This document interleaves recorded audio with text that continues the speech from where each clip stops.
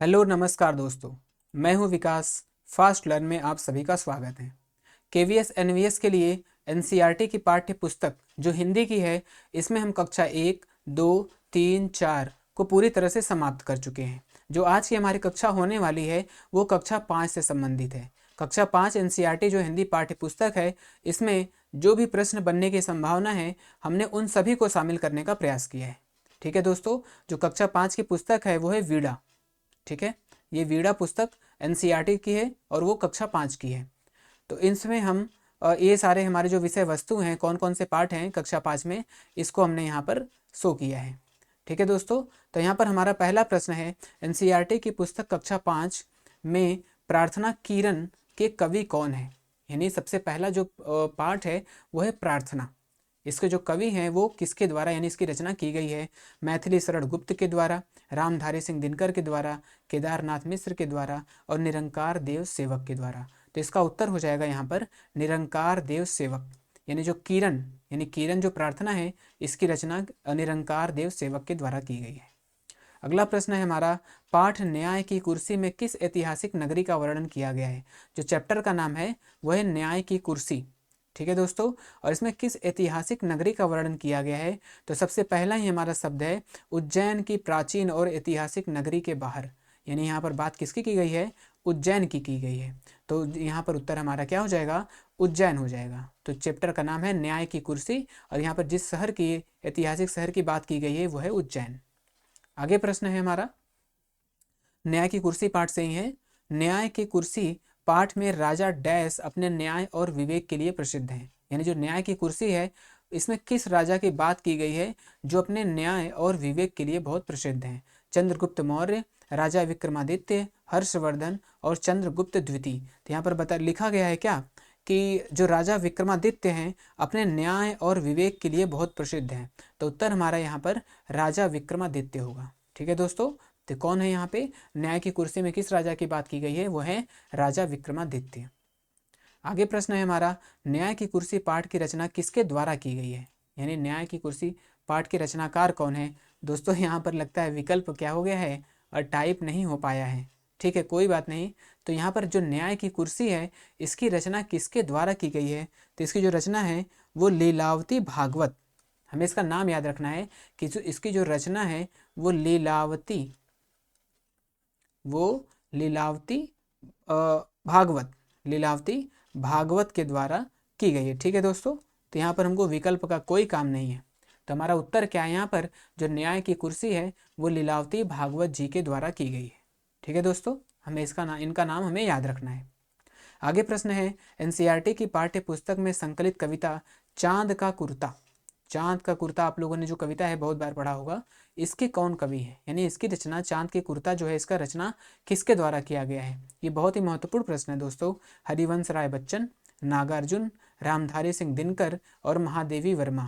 तो इसकी जो रचना है वो रामधारी सिंह दिनकर, यानी चांद का कुर्ता जो कविता है, इसकी रचना रामधारी सिंह दिनकर के जी के द्वारा की गई है। ठीक है दोस्तों, अगला प्रश्न है हमारा, सार्डकेन महोत्सव किस राज्य का एक प्रसिद्ध त्योहार है। यानी सार्डकेन उत्सव, ये हमारा भूगोल से संबंधित भी प्रश्न है, जीके से संबंधित भी प्रश्न है और हिंदी से भी संबंधित तो यहाँ पर है ही। तो सार्डकेन, जो सार्डकेन महोत्सव है, हिंदी में ऐसे बहुत सारे प्रश्न हैं जो इतिहास से भी संबंधित हैं, भूगोल से भी संबंधित हैं। ठीक है दोस्तों, तो इसमें हमारा दोनों काम हो जाता है। तो क्योंकि ये एनसीईआरटी से संबंधित है, तो केवीएस एनवीएस में एनसीईआरटी से जो भी पुस्तक हैं उसमें प्रश्न पूछे जाने की बहुत ही संभावना रहती है। तो सार्डकेन महोत्सव किस राज्य का एक प्रसिद्ध त्यौहार है। तो अरुणाचल प्रदेश के चौखाम के मंडल कार्यालय में वल्लरी के पिताजी एक अधिकारी हैं। ठीक है दोस्तों, तो यहाँ पर बात करें सार्डकेन, जो सार्डकेन है वो है अरुणाचल प्रदेश में। अरुणाचल प्रदेश का जो एक प्रसिद्ध त्यौहार है वो है सार्डकेन। तो उत्तर हमारा यहाँ पर हो जाएगा सार्डकेन। यानी सार्डकेन त्यौहार कहाँ मनाया जाता है, तो अरुणाचल प्रदेश में मनाया जाता है। आगे प्रश्न है, सार्डकेन पाठ में किसके पिताजी चौखाम के मंडल कार्यालय में एक अधिकारी हैं। यानी कि किस बच्चे की बात की गई है। यानी जो सार्डकेन पाठ है, इसमें जो बच्चा है वो उसका नाम क्या है, इसके पिता क्या हैं, चौखाम, यानी कि जो अरुणाचल प्रदेश है वहाँ के चौखाम मंडल में एक अधिकारी हैं। तो यहाँ पर लिखा है कि वल्लरी के पिताजी, जो वल्लरी के पिताजी हैं वो सार्डकेन में क्या है, एक अधिकारी हैं। तो यहाँ पे जो बच्ची है उसका नाम है वल्लरी। ठीक है दोस्तों, आगे प्रश्न है हमारा, वल्लरी अरुणाचल प्रदेश के पहले किस राज्य में रहती थी? यानी कि वो लोग अरुणाचल प्रदेश में, उसके पिता क्या है, एक अधिकारी हैं, लेकिन जो वल्लरी है वो अरुणाचल प्रदेश में नहीं रहती थी। उसके पिता उसको दिल्ली से, उसके जो पिता हैं दिल्ली से उसको अरुणाचल प्रदेश बुलाते हैं, यानी अपने परिवार को वापस क्या है, जहाँ पर वो अधिकारी हैं वहाँ पर बुलाते हैं। तो यहाँ पर लिखा है कि उन्होंने, यानी कि वल्लरी के पिता ने दिल्ली से अपने परिवार को भी अपने पास बुला लिया। अपने पास में अरुणाचल प्रदेश में अरुणाचल प्रदेश में अपने आप पास उन्होंने क्या किया, अपने पूरे परिवार को बुला लिया। ठीक है दोस्तों, तो यहाँ पर ये लोग कहाँ रहते थे, दिल्ली में रहते थे।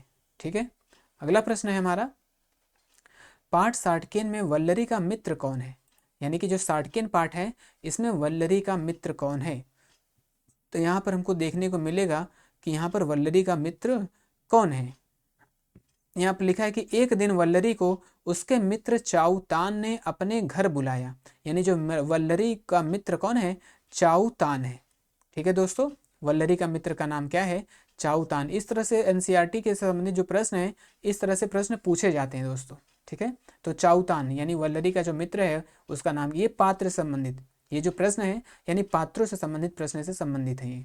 ठीक है, आगे है हमारा प्रश्न, तो इसका उत्तर हमारा चाउतान हो जाएगा। आगे प्रश्न है हमारा, किस राज्य का नव वर्ष प्रसिद्ध त्यौहार साड़केन से शुरू होता है? यानी कि कौन सा राज्य है, यानी सभी राज्यों में, अलग अलग राज्यों में अलग अलग उत्सव मनाए जाते हैं, तो जो साड़केन है वो अरुणाचल प्रदेश में मनाया जाता है। ठीक है दोस्तों, और ये अरुणाचल प्रदेश में जो साड़केन है, यहीं से इसका नव वर्ष का आरंभ भी होता है। तो जैसे यहाँ देखिए लिखा है कि चाउतान बोला, तुम्हें मालूम नहीं, आज हमारे यहाँ साड़केन का त्यौहार है। ठीक है, और आज से हमारा नया वर्ष का आरंभ होता है। यानी कि अरुणाचल प्रदेश में साड़केन जो उत्सव है, वहीं से क्या होता है, उनके नव वर्ष का आरंभ होता है। ठीक है, तो उत्तर हमारा हो जाएगा यहाँ पे क्या, साड़केन कहाँ शुरू होता है, अरुणाचल प्रदेश में क्या होता है, यहाँ से नव वर्ष की शुरुआत होती है। अगला प्रश्न है, एनसीईआरटी पाठ्य पुस्तक में संकलित कहानी सुंदरिया में किस राज्य की चर्चा की गई है? यानी सबसे पहले जो हमारा पाठ है इसका नाम है सुंदरिया। ठीक है दोस्तों, सुंदरिया पाठ में किस स्थान, किस राज्य की बात की गई है? तो सबसे पहले हमको मिलेगा यहाँ पर हरियाणा। ठीक है, तो जो सुंदरिया पाठ है यहाँ पर हरियाणा राज्य की बात की गई है। ठीक है दोस्तों, आगे प्रश्न है सुंदरिया चैप्टर से ही, सुंदरिया पाठ में किसान का नाम क्या है? यानी सुंदरिया पाठ जो है इसमें किसान का नाम क्या है, किसान कौन है इसमें? तो हरियाणा के किसी गांव में हीरा सिंह नाम का एक किसान था। तो यहाँ पर हमको पता चला कि जो किसान है उसका नाम है हीरा सिंह। ठीक है दोस्तों, तो सुंदरिया पाठ में जो किसान है इसका नाम है हीरा सिंह। ठीक है, तो उत्तर क्या हो जाएगा, हीरा सिंह। आगे प्रश्न है हमारा, सुंदरिया पाठ से ही है, सुंदरिया पाठ में सुंदरिया किसान सिंह की कौन है, और सॉरी हीरा सिंह की कौन है? यानी जो किसान हीरा सिंह है, सुंदरिया उसकी कौन है? ठीक है दोस्तों, तो यहाँ पर देखिए क्या लिखा है कि सुंदरिया गाय डील डौल में काफ़ी बड़ी थी। यानी सुंदरिया नाम से लगता है कि कोई लड़की, स्त्री, महिला हो सकती है, लेकिन नहीं, यहाँ पे जो सुंदरिया है वो एक गाय है। ठीक है दोस्तों, तो सुंदरिया गाय डील डौल में काफ़ी बड़ी थी, तो उत्तर यहाँ पर हमारा हो जाएगा गाय। अगर हम इस चैप्टर को नहीं पढ़े होंगे तो हमें लगेगा कि सुंदरिया किसी लड़की, स्त्री या फिर कोई महिला अन्य हो सकती है, लेकिन जो सुंदरिया है ये क्या है, एक गाय है। आगे प्रश्न है सुंदरिया पाठ में हीरा सिंह के बड़े बेटे का नाम क्या है? जो हीरा सिंह है इनके बड़े बेटे का नाम क्या है? तो यहाँ पर आप देख सकते हैं कि जो उनका बेटा यानी किसान जो हीरा सिंह है, इनका बड़ा लड़का जवाहर सिंह सुंदरिया को मौसी कहा करता था। ठीक है दोस्तों, तो इनका जो बड़ा बेटा है वो जवाहर सिंह है। ठीक है, तो हीरा सिंह के बड़े बेटे का नाम जवाहर सिंह है। और हमने एक प्रश्न को यहाँ इसको भी शामिल कर लिया है कि जो सुंदरिया है यानी किसान का जो बड़ा बेटा जवाहर सिंह, ठीक है दोस्तों, यहाँ पे जवाहर नहीं, यहाँ पे जवाहर सिंह होगा। जवाहर सिंह सुंदरिया को किस नाम से पुकारता था, या फिर जो जवाहर सिंह है सुंदरिया को किस नाम से बुलाता था? तो जो जवाहर सिंह है वो सुंदरिया को मौसी कहता था। तो उत्तर हमारा यहाँ पर क्या हो जाएगा, मौसी हो जाएगा। ठीक है दोस्तों, अगले प्रश्न पर चलते हैं हम। सुंदरिया पाठ में गाय किसके साथ नहीं जाना चाहती थी? जो सुंदरिया पाठ है वो किसान अपने गाय को बेच देता है और गाय, एक सेठ उसको खरीद लेता है। ठीक है दोस्तों, तो जो सेठ है गाय खरीदने के बाद एक घोसी होता है उसे दे देता है ताकि वो उसकी सेवा करे। ठीक है दोस्तों, तो जो सुंदरिया है वो लिखा है यहाँ पर कि गाय की जब घोसी गाय को ले जाने लगा तब गाय उसके साथ नहीं जाना चाहती थी। ठीक है दोस्तों, घोसी यानी जो गाय है वो घोसी के साथ नहीं जाना चाहती थी, तो उत्तर हमारा यहाँ पर घोसी हो जाएगा। आगे प्रश्न है हमारा, सुंदरिया पाठ कहानी के रचनाकार कौन है? यानी सुंदरिया पाठ के जो लेखक हैं वो कौन है? मुंशी प्रेमचंद जी हैं, हजारी प्रसाद द्विवेदी जी हैं, जयशंकर प्रसाद और जैनेन्द्र कुमार। तो सुंदरिया पाठ के जो रचनाकार हैं वो हैं जैनेन्द्र कुमार, तो उत्तर हमारा यहाँ पर जैनेन्द्र कुमार होगा। आगे प्रश्न है हमारा, एनसीईआरटी पाठ्य पुस्तक कक्षा 5 में संकलित कहानी चित्रकार के रचनाकार हैं। यानी हमारा चैप्टर का जो नाम है वो है चित्रकार, कहानी नहीं है, ये कविता है। ये क्या है? ये कविता है। तो जो कविता चित्रकार है इसकी रचना किसके द्वारा की गई है? राम नरेश त्रिपाठी के द्वारा, राम प्रसाद सिंह, राम नरेश मिश्र के द्वारा, या फिर मैथिली शरण गुप्त के द्वारा। तो जो चित्रकार है इसकी जो रचना है वो राम नरेश त्रिपाठी के द्वारा की गई है, तो उत्तर हमारा यहाँ पर राम नरेश त्रिपाठी होगा। ठीक है दोस्तों, अगले प्रश्न पर आते हैं। एनसीईआरटी पाठ्य पुस्तक कक्षा 5 में संकलित कविता मेरा बचपन की रचना किसके द्वारा की गई है? यानी मेरा बचपन जो कविता है इसकी रचना किसके द्वारा की गई है? ये बहुत ही अच्छा प्रश्न है, क्योंकि इसकी रचना मुंशी प्रेमचंद जी के द्वारा की गई है। ठीक है दोस्तों, तो प्रेमचंद जी ने इसकी रचना की है, तो इसलिए ये क्वेश्चन और भी महत्वपूर्ण हो जाता है। ठीक है, तो मेरा बचपन जो कविता है इसके रचनाकार मुंशी प्रेमचंद यानी प्रेमचंद जी हैं। आगे प्रश्न है हमारा, काजीरंगा राष्ट्रीय उद्यान किस राज्य में स्थित है? ये हमारा जो है हिंदी का जो हिंदी भी चैप्टर इसको शामिल किया गया है, लेकिन ये भूगोल से संबंधित भी प्रश्न बन जाने की पूरी संभावना है। तो जो हम लोग जानते भी हैं काजीरंगा जो राष्ट्रीय उद्यान है वो किस राज्य में स्थित है? तो यहाँ पर लिखा है कि असम जो काजीरंगा राष्ट्रीय उद्यान है वो कहाँ पर है? असम में है। आगे प्रश्न है, काजीरंगा राष्ट्रीय उद्यान किस नदी के तट पर स्थित है? तो यहाँ पर आप देख सकते हैं कि काजीरंगा जो उद्यान है असम में ब्रह्मपुत्र नदी के तट पर स्थित है। तो काजीरंगा राष्ट्रीय उद्यान क्या है? सुबनसिरी, कामेंग, ब्रह्मपुत्र और लोहित। तो उत्तर हमारा यहाँ पर क्या हो जाएगा? ब्रह्मपुत्र नदी हो जाएगा। ठीक है दोस्तों, तो काजीरंगा जो राष्ट्रीय उद्यान है वो ब्रह्मपुत्र नदी के किनारे पर स्थित है। आगे प्रश्न है, किस पशु के कारण काजीरंगा राष्ट्रीय उद्यान पूरे संसार में प्रसिद्ध है? हाथी के कारण, हिरण, एक सींग वाले गैंडा के कारण, या फिर एशियाई शेर के कारण? एशियाई शेर आप लोगों ने पढ़ा होगा, ये गिर में मिलता है, गिर जो गुजरात में है वहाँ पे मिलता है। तो यहाँ पर लिखा है कि हिरण और जंगली भैंसों के कई झुंड आराम से घास चर रहे थे, उनमें कुछ एक सींग वाले गैंडे भी थे। इसी पशु के कारण काजीरंगा पूरे संसार में प्रसिद्ध हो गया है। यानी यहाँ पर जो सबसे मुख्य जानवर है वह एक सींग वाला गैंडा, जिसके वजह से काजीरंगा राष्ट्रीय उद्यान को जाना जाता है। ठीक है दोस्तों, उत्तर हमारा एक सींग वाला गैंडा होगा यहाँ पर। अगला प्रश्न है, हाथी के बाद भारत का दूसरा सबसे बड़ा पशु कौन है? ठीक है दोस्तों, हमने देखा है यहाँ पर लिखा है कि यह हाथी जो एक सींग वाला गैंडा तुमने देखा है यहाँ पर, ये काजीरंगा नेशनल पार्क में पाया जाता है, और यह हाथी के बाद भारत का सबसे बड़ा पशु है। यानी हाथी के बाद अगर कोई दूसरा जो बड़ा पशु है भारत में तो वह कौन? एक सींग वाला गैंडा। ठीक है दोस्तों, जो एक सींग वाला गैंडा है यह हाथी के बाद दूसरा सबसे बड़ा पशु भारत का है। भारतीय गैंडा जिसको हम इंग्लिश में इंडियन राइनो कहते हैं, किन किन देशों में पाया जाता है? ठीक है दोस्तों, तो जो भारतीय गैंडा है या इंडियन राइनो है ये किन किन देशों में पाया जाता है? तो इंडियन राइनो जो क्या है, भारतीय गैंडा भी कहते हैं, यह केवल भारत और नेपाल के जंगल में पाया जाता है। यानी इंडियन राइनो या भारतीय गैंडा केवल भारत और नेपाल के जंगलों में ही पाया जाता है। तो उत्तर भारत और नेपाल उपयुक्त दोनों हो जाएगा। ठीक है दोस्तों, अगले प्रश्न पर चलते हैं हम। ये काजीरंगा से ही अगला भी जो प्रश्न है हमारा, काजीरंगा राष्ट्रीय उद्यान में बच्चों ने कितने प्रकार के हिरण देखे? या फिर प्रश्न इस तरह से भी हो सकता है कि काजीरंगा जो राष्ट्रीय उद्यान है इसमें कितने प्रकार के हिरण पाए जाते हैं?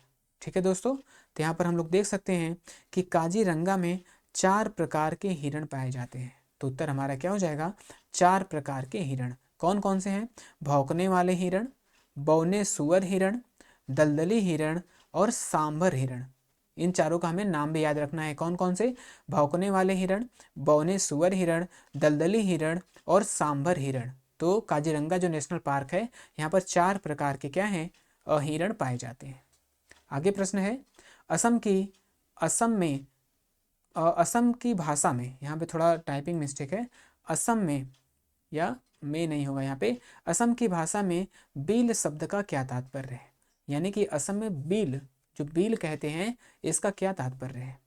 यहाँ पे आप देख सकते हैं कि ड्राइवर हमें एक बील यानी झील की ओर ले गया। यानी बील का जो तात्पर्य है वो क्या है? झील, तालाब, समुद्र, नदी। नहीं, तो उत्तर हमारा जो बील है, यानी असम की भाषा में बील को क्या बोलते हैं? झील को बील कहते हैं वहाँ पर। जैसे हम लोग अपनी भाषा में झील कहते हैं, तो वहाँ पर असम में इसे क्या कहा गया है? बील कहा गया है।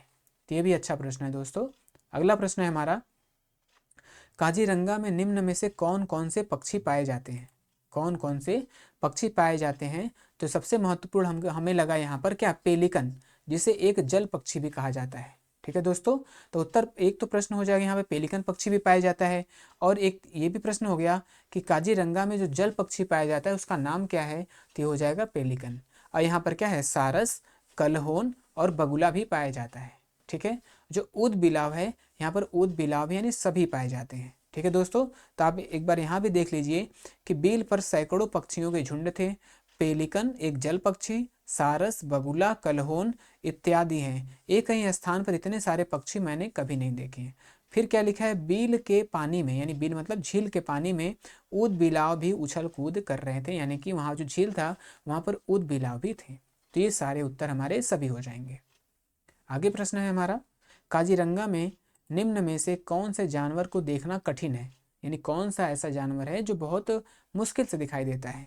ठीक है, तो काजीरंगा में मांसाहारी रॉयल बंगाल टाइगर भी हमें हैं। ठीक है, जो मांसाहारी रॉयल बंगाल टाइगर भी हैं, यानी यहाँ पे बंगाल टाइगर भी पाए जाते हैं, पर हमने देखे नहीं। कहा है कि हमने देखे नहीं। क्यों नहीं देखा? गाइड ने बताया कि उन्हें देखना कठिन है क्योंकि वे रात में निकलते हैं। ठीक है दोस्तों, तो कौन सा ऐसा जानवर है जो रात में निकलता है या फिर इसको देखना बहुत ही दुर्लभ यानी कठिन है? तो है रॉयल बंगाल टाइगर। ठीक है, आगे प्रश्न है हमारा, काजीरंगा राष्ट्रीय उद्यान की यात्रा की रचना किसके द्वारा की गई? यानी इसके रचनाकार कौन है? राहुल सांकृत्यायन, अरूप कुमार दत्ता, मेघा वर्मा, जनार्दन मिश्र। तो इसके जो रचनाकार हैं वो कौन है? अरूप कुमार दत्ता। ठीक है दोस्तों, तो उत्तर हमारा यहाँ पर क्या हो जाएगा? अरूप कुमार दत्ता ने काजीरंगा राष्ट्रीय उद्यान की जो यात्रा है इसकी रचना की है। आगे प्रश्न है हमारा, न्याय पाठ। पाठ का नाम है हमारा न्याय। न्याय पाठ में सिद्धार्थ के चचेरे भाई का क्या नाम है? यानी जो पाठ का नाम न्याय है, इसमें जो सिद्धार्थ हैं इनके चचेरे भाई का नाम क्या है? सिद्धार्थ, शुद्धोदन, देवदत्त और सखा। तो यहाँ पर जो न्याय पाठ है इनके पात्रों का पूरा परिचय दिया गया है। यानी जो सिद्धार्थ हैं वो कपिल वस्तु के राजा हैं। ठीक है दोस्तों, कपिल वस्तु के राजा, इसमें से कोई भी प्रश्न बन सकता है, इसलिए हमने इसको अलग अलग प्रश्न के रूप में नहीं लिया है। सारा परिचय यहाँ पर हम देख लेंगे। तो सिद्धार्थ क्या है? कपिल वस्तु के राजकुमार। कपिल वस्तु के जो राजकुमार हैं वो है सिद्धार्थ। कपिल वस्तु के जो महाराजा हैं वो है शुद्धोदन। और सखा कौन है? वो सिद्धार्थ का मित्र है। ठीक है दोस्तों, सखा जो है सिद्धार्थ का मित्र है। और देवदत्त कौन है? सिद्धार्थ का चचेरा भाई, जहां पर हमारा यहाँ पर उत्तर होगा सिद्धार्थ का चचेरा भाई। ठीक है, तो कपिल वस्तु के राजकुमार सिद्धार्थ हैं, कपिल वस्तु के जो महाराजा हैं वो शुद्धोदन हैं, और जो सिद्धार्थ के मित्र हैं वो है सखा, और सिद्धार्थ का चचेरा भाई जिसका नाम क्या है? देवदत्त है। ठीक है दोस्तों, ये सारे जो पात्र परिचय हैं इसको हमको ध्यान में रखना है। न्याय पाठ में हंस को तीर किसके द्वारा मारी गई? ये कहानी हम लोगों ने बहुत पढ़ा है कि जो देवदत्त और सिद्धार्थ हैं। ठीक है दोस्तों, तो इसमें जो तीर मारता है वो कौन है? देवदत्त। ठीक है, तो हम आगे प्रश्न पर चलते हैं क्योंकि कहानी हम लोगों ने बहुत बार पढ़ा हुआ है। एनसीईआरटी की पाठ्य पुस्तक कक्षा 5 में संकलित कहानी न्याय किसके द्वारा रचित है? यानी इसकी जो न्याय चैप्टर है इसकी रचना किसके द्वारा की गई है? विष्णु प्रभाकर के द्वारा, जैनेन्द्र कुमार के द्वारा, हजारी प्रसाद द्विवेदी के द्वारा, या फिर हरि प्रसाद जी के द्वारा। ठीक है दोस्तों, तो जो न्याय चैप्टर है इसकी रचना की गई है विष्णु प्रभाकर के द्वारा। इसकी रचना विष्णु प्रभाकर जी के द्वारा की गई है। ठीक है, आगे प्रश्न है हमारा, एनसीईआरटी की पाठ्यपुस्तक कक्षा 5 में संकलित कहानी 3 मछलियां यानी जो कहानी है इसका नाम है तीन मछलियाँ। पाठ में पहली मछली का नाम क्या है, यानी तीन मछलियाँ हैं, इसमें जो पहली मछली है उसका नाम क्या है। तो हम देखेंगे कि इनमें से पहली मछली का नाम है अनागत विधाता। ठीक है दोस्तों, तो पहली जो मछली है इसका नाम है अनागत विधाता। तो हम लोग हिंदी में पढ़ते हैं अनेक शब्दों के लिए एक शब्द, तो यहाँ पर अनागत विधाता का अर्थ क्या है।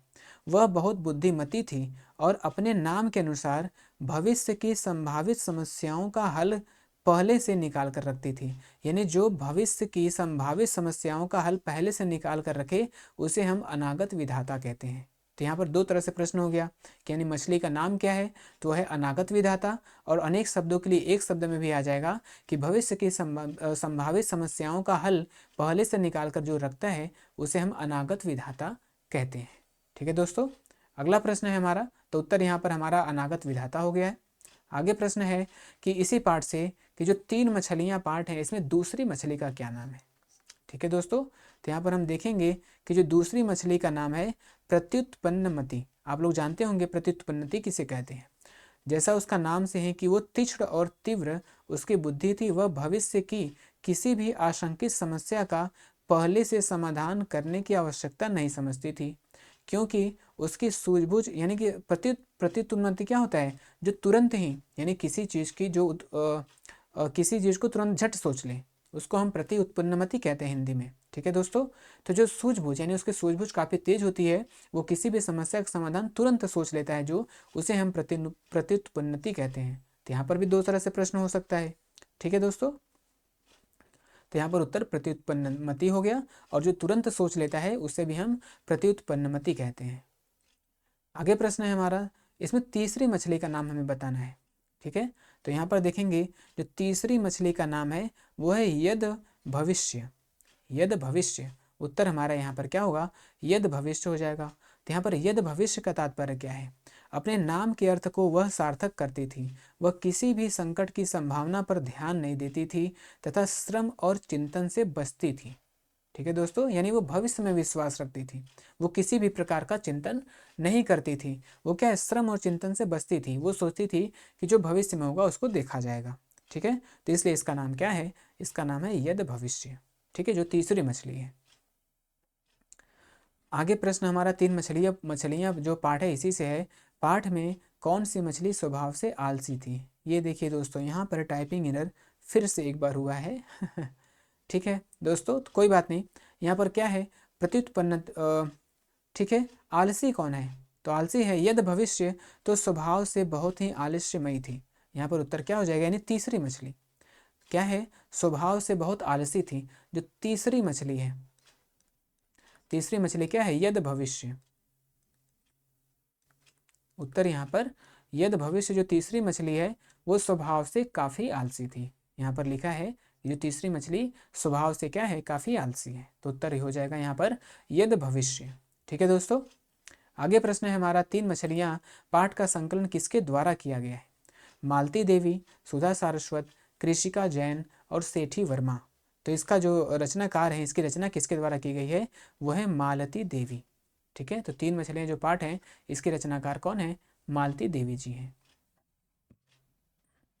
पंचतंत्र नीति साहित्य ग्रंथ के लेखक कौन है। जो तीन मछलियाँ पाठ है वो पंचतंत्र से ही संबंधित है, और जो पंचतंत्र है वो नीति साहित्य ग्रंथ है। नीति साहित्य मतलब यहाँ पे मोरल यानी नीति से संबंधित बातें की गई हैं। और पंचतंत्र के जो रचनाकार हैं वो आचार्य विष्णु शर्मा जी हैं, हम लोगों ने इसको पढ़ा भी है। ठीक है, तो पंचतंत्र नीति साहित्य का एक विशिष्ट ग्रंथ है जिसे लगभग 2500 से 3000 वर्ष पूर्व भारत में रचा गया है। यानी इसका जो समय काल है ये भी प्रश्न में आ सकता है।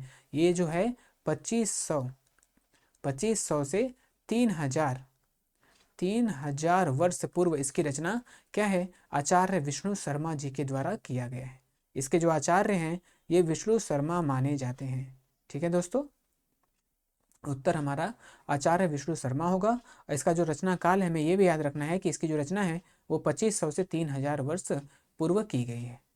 आगे प्रश्न है हमारा, हमारे ये कला मंदिर पाठ निशा को पाठ में, यानी जो हमारे ये कला मंदिर पाठ है इसमें निशा एक लड़की है निशा, तो हमें ये भी पता चल गया कि हमारे जो कला मंदिर है इसमें जो लड़की है यानी जिसकी बात की गई है उसका नाम है निशा। इसमें पात्र का नाम क्या है?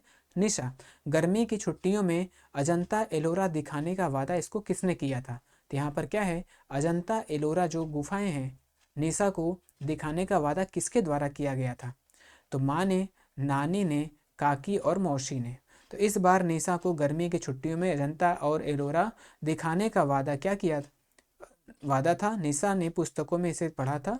और यहाँ पर हमने क्या छूट गया क्या? अच्छा, मौसी ने, हाँ, यानी कि निशा की मौसी ने वादा किया था कि निशा को अजंता और एलोरा की गुफाएं दिखाएंगे। तो उत्तर हमारा क्या हो जाएगा यहाँ पर? अब मौसी।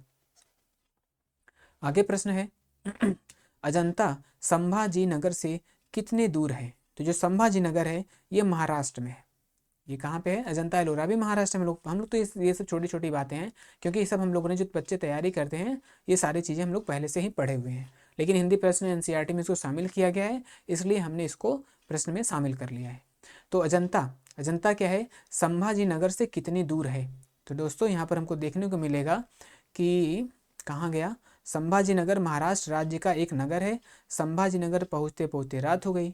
ठीक है, स्टेशन से हो गई। यहाँ पर लिखा है कि अजंता की ओर चल पड़े, यानी जो संभाजी नगर है वहाँ से उठकर अजंता की ओर चल पड़े। और अजंता वहाँ से लगभग 100 किलोमीटर की दूरी पर है। जो अजंता है वो क्या है, वहाँ से 100 किलोमीटर की दूरी पर है। उत्तर हमारा यहाँ पर क्या हो जाएगा? 100 किलोमीटर। ठीक है, आगे प्रश्न है अजंता में कुल कितनी गुफाओं का निर्माण किया गया है? अजंता और एलोरा जो अलग अलग हैं, ये हम लोग नाम साथ साथ बोलते हैं, लेकिन अजंता और एलोरा दोनों अलग अलग गुफाएं हैं। तो इनमें जो अजंता है यहाँ पर कितनी गुफाओं का निर्माण किया गया है? एक और यहाँ पर हमको मिलेगा कि ये जो अजंता पहाड़ी में एक पंक्ति में 29 गुफाएं थी। ठीक है दोस्तों, तो यहाँ पर जो अजंता है यहाँ पर 29 गुफाओं का निर्माण किया गया है। तो उत्तर क्या हो जाएगा हमारा यहाँ पर? 29। यहाँ पर आप देख सकते हैं कि नदी के दक्षिण में एक पहाड़ी पर एक पंक्ति में 29 गुफाएं थीं। इन गुफाओं का मुंह पूर्व दिशा की ओर होने के कारण प्रातःकाल सूर्य की किरणें इसमें पड़ रही थीं। ठीक है दोस्तों, तो उत्तर हमारे यहाँ पर क्या होगा? 29 गुफाएं। संभाजी नगर से एलोरा की गुफाएं, जैसे हम लोगों ने पढ़ा है कि संभाजी नगर से जो अजंता की अजंता की गुफाएं हैं वो 100 किलोमीटर की दूरी पर स्थित हैं। इसी तरह जो संभाजी नगर है यहाँ से एलोरा की गुफाएं कितनी किलोमीटर की दूरी पर स्थित हैं? तो यहाँ पर हम देखेंगे कि वो वापस एलोरा घूमने गए, वापस फिर संभाजी नगर आ गए, फिर वहाँ से लिखा है कि वहाँ से दूसरे दिन बस में बैठकर एलोरा की गुफाएं देखने गई। संभाजी नगर से एलोरा लगभग 40 किलोमीटर दूर, यानी इसका कहने का मतलब है कि एलोरा क्या है? केवल 40 किलोमीटर दूर, यानी कि एलोरा पास है संभाजी नगर से। हम ये भी समझ लेंगे कि जो अजंता है वो संभाजी नगर से दूर है और जो एलोरा है वो संभाजी नगर से पास है, केवल 40 किलोमीटर की दूरी पर है। तो उत्तर हमारा क्या हो जाएगा यहाँ पे? 40 किलोमीटर। ठीक है दोस्तों, उत्तर हमारा 40 किलोमीटर दूर हो जाएगा। आगे प्रश्न है हमारा, एलोरा में कुल कितनी गुफाएं हैं? जैसे अजंता में हम लोगों ने पढ़ा है कि कुल 29 गुफाएं हैं, ऐसे एलोरा में कितनी गुफाओं का निर्माण किया गया है? ठीक है, तो एलोरा पहुंचकर निशा ने देखा कि पहाड़ों को काटकर लगभग 30 मंदिर बनाए गए हैं। कितने मंदिर? यहाँ पर मंदिर या फिर गुफाएं कह सकते हैं इसको। यहाँ पर 30 मंदिर या 30 गुफाओं का निर्माण किया गया है। आगे प्रश्न है हमारा, एलोरा में निर्मित गुफाएं डैश धर्म से संबंधित हैं? तो दोस्तों यहाँ पर जो अजंता है, अजंता में जो गुफाएं हैं वो बौद्ध धर्म से संबंधित हैं। ये क्या है? बौद्ध, यानी केवल बौद्ध धर्म। अजंता में केवल बौद्ध धर्म से ही संबंधित गुफाएं हैं। लेकिन जो एलोरा है यहाँ पर है कि ये मूर्तियाँ केवल बौद्ध धर्म से ही संबंधित नहीं थी, बल्कि इनमें से कुछ हिंदू और जैन धर्म से संबंधित थी। यानी कि जो एलोरा में गुफाएं हैं वो बौद्ध, जैन और हिंदू इन सभी से संबंधित हैं।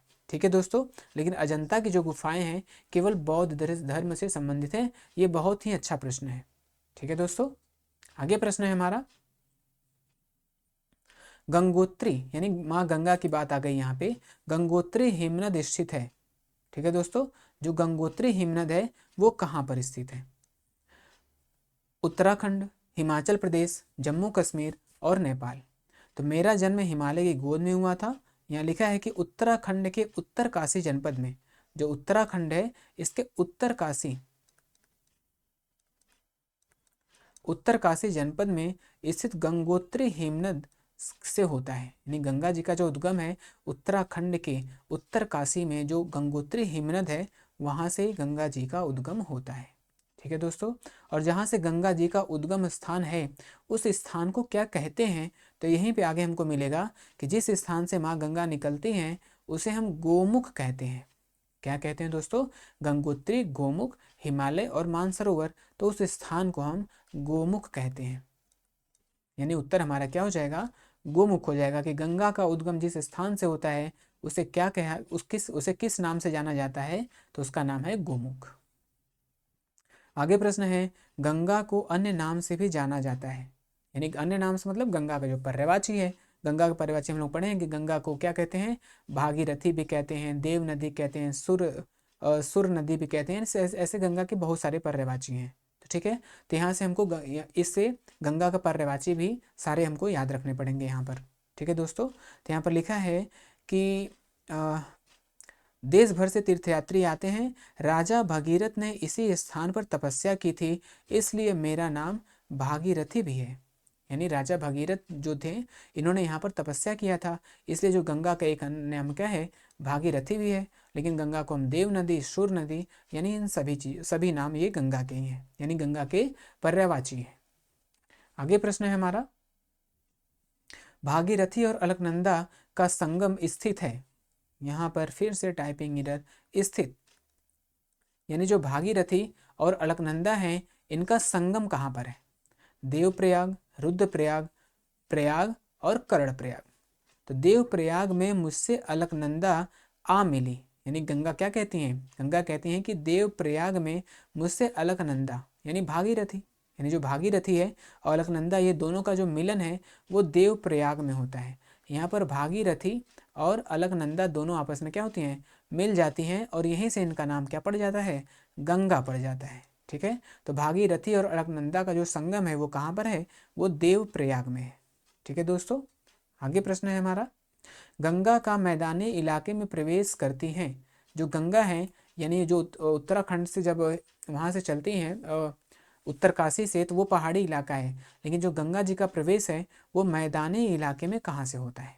ठीक है, तो मैदानी क्या लिखा है यहाँ पे, ऋषिकेश पहुँचने पर मैं मैदान में उतर आई। यानी कहाँ पर? ऋषिकेश पहुँचने पर। यानी गंगा जब ऋषिकेश पहुँची, यहाँ पे लिखा हुआ है कि देवप्रयाग में मुझसे अलकनंदा मिली, ऋषिकेश पहुँचने पर मैं मैदान में उतर आई। यानी कि मैदान में गंगा जी कहाँ से उतरती हैं? तो उतरती हैं ऋषिकेश से। तो उत्तर हमारा क्या होगा? ऋषिकेश हो जाएगा, जहाँ से गंगा मैदान में प्रवेश करती हैं। आगे प्रश्न है हमारा, ऋषिकेश और हरिद्वार किस नदी के किनारे स्थित तीर्थ स्थान है? यानी ऋषिकेश और जो हरिद्वार है वो किसके किनारे स्थित एक प्रसिद्ध तीर्थ स्थान है? ठीक है दोस्तों, तो यहाँ पर लिखा है कि ऋषिकेश और हरिद्वार मेरे किनारे पर बसे तीर्थ स्थान है। तो जो ऋषिकेश है और हरिद्वार है दोनों गंगा नदी के किनारे पर स्थित है। ठीक है दोस्तों, इसमें काफ़ी प्रश्न हैं और अच्छे अच्छे प्रश्न हैं यहाँ पर। आगे प्रश्न है हमारा, दोस्तों चैनल को हमारे आप लाइक करिए और शेयर भी करिएगा। ठीक है दोस्तों, ताकि जो ज़रूरतमंद है उनके पास हमारा वीडियो पहुंच सके।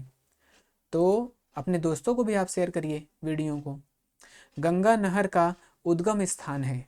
ठीक है दोस्तों, जो गंगा नहर है इसका उद्गम स्थान कहाँ पे है? तो यहाँ पर मिलेगा कि हरिद्वार में हर 12 वर्ष के बाद कुंभ लगता है। जैसे हरिद्वार में, उज्जैन में, प्रयाग में, ठीक है, हर जगह पे 12-12 वर्ष पे क्या है? कुंभ का मेला लगता है। हरिद्वार के पास से एक नहर निकाली गई है जिसे गंगा नहर कहते हैं। यानी गंगा नहर जो निकाली गई है वो कहाँ से निकाली गई है? हरिद्वार से। तो उत्तर हमारा क्या हो जाएगा? हरिद्वार हो जाएगा। ठीक है दोस्तों, तो गंगा नहर का उद्गम या फिर गंगा नहर की शुरुआत कहाँ से होती है? वो होती है हरिद्वार से। ठीक है दोस्तों, आगे प्रश्न है, हरिद्वार के बाद गंगा का प्रवेश किस शहर में होता है? ठीक है, यहाँ पर पूछा है प्रश्न क्या, हरिद्वार में ठीक है, यहाँ पर हमको देखने को मिलेगा कि गंगा नहर कहते हैं लाखों एकड़ भूमि को सींचती हुई यह नहर उत्तर प्रदेश से के कानपुर में जनपद में पहुँचती है। यानी हरिद्वार में जब गंगा प्रवेश करती है तो यह उत्तर प्रदेश के कानपुर में प्रवेश करती है। ठीक है दोस्तों, तो हरिद्वार के बाद गंगा कहाँ प्रवेश करती है? कानपुर में प्रवेश करती है। फिर कानपुर से होते हुए जो गंगा कहाँ करती है? प्रवेश करती है यहाँ पे हमारे प्रयागराज में। ठीक है, प्रयागराज में गंगा और यमुना का क्या हो जाता है, संगम होता है। ठीक है, तो गंगा और यमुना का जो संगम है वो प्रयागराज में है। ठीक है, लिखा है यहाँ पे, कानपुर से चलकर मैं प्रयागराज पहुँचती हूँ, यहाँ यमुना से मेरा क्या होता है, संगम होता है, और यहाँ पर भी प्रत्येक 12 वर्ष पर कुंभ का मेले का आयोजन किया जाता है। ठीक है दोस्तों, आगे प्रश्न है हमारा, गंगा की बांग्लादेश में प्रवेश करने के बाद किस नाम से जाना जाता है। ठीक है दोस्तों, तो जो कलकत्ता है वहाँ पे जब गंगा पहुँचती हैं तो वो 2 धाराओं में बँट जाती हैं। ठीक है, अच्छा 2 धाराओं में बँटती हैं, तो एक जो भाग है वो बांग्लादेश में प्रवेश करता है और एक भाग हमारे कलकत्ता में ही प्रवाहित होती है। तो यहाँ पर लिखा है कि पश्चिम बंगाल में 2 धाराएं हो जाती हैं। एक धारा बांग्लादेश को चली जाती है, उसका नाम पद्मा पड़ गया। तो यानी बांग्लादेश में जो धारा प्रवेश करती है उसका नाम क्या है, पद्मा है। ठीक है दोस्तों, और फिर अगले प्रश्न है हमारा कि गंगा की दूसरी धारा जो कलकत्ता में प्रवाहित होती है उसका नाम क्या है। यानी जो बांग्लादेश में चली गई उसका नाम क्या है, पद्मा, लेकिन जो भारत में ही कलकत्ता में प्रवाहित होती हैं, लिखा है कि दूसरी धारा कोलकाता या फिर कलकत्ता में प्रवाहित होती है, जिसे हम हुगली कहते हैं। ठीक है दोस्तों, अंत में मैं बंगाल की खाड़ी में मिल जाती हूँ। तो उत्तर हमारा यहाँ पे क्या होगा, हुगली हो जाएगा। और यहाँ पर दोस्तों इसके 50 क्वेश्चन हमारे पूरे हुए। ठीक है, यानी कक्षा 5 भी आज हमारा कंप्लीट हो गया। अब अगली कक्षा में दोस्तों हम क्या करेंगे, कक्षा 6, इसी तरह हम बारी बारी कक्षा 12 तक के सारे प्रश्नों को शामिल करेंगे। तो आज कक्षा 5 तक हमारा जो हिंदी एनसीईआरटी पाठ्य पुस्तक है वो सारे पूरी तरह से क्या हो गए, पूरे हो गए। ठीक है दोस्तों, तो अगली जो हमारी क्लास होगी वो कक्षा 6 की होगी। ठीक है दोस्तों, तो आप हमारे चैनल को क्या करिए, शेयर करिए, सब्सक्राइब करिए और लाइक करिए। ठीक है दोस्तों, आपका हमारे चैनल पर जुड़ने के लिए बहुत बहुत धन्यवाद।